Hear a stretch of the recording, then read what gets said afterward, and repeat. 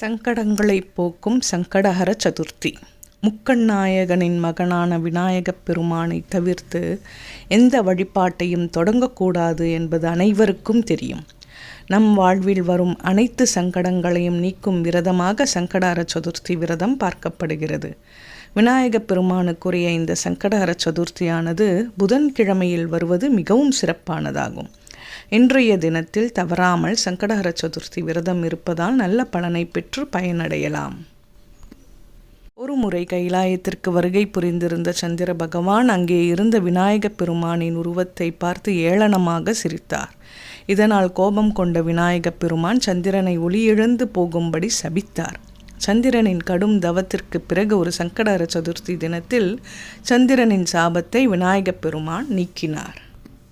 ஸ்ரீ கிருஷ்ணர், பிரம்மா, செவ்வாய் ஆகியோர் சங்கடஹர சதுர்த்தி விரதத்தை மேற்கொண்டு வரம் பெற்றார்கள் என்று ஞான நூல்கள் கூறுவது குறிப்பிடத்தக்கது.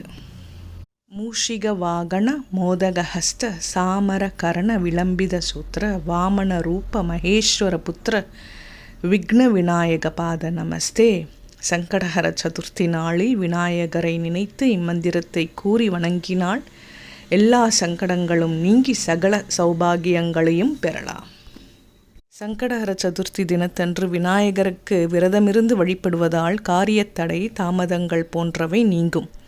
மார்கழி மாத புதன்கிழமையில் வருகின்ற சங்கடஹர சதுர்த்தி தினத்தன்று விநாயகரை வணங்கிட புதன் கிரக தோஷ பாதிப்பு குறையும்.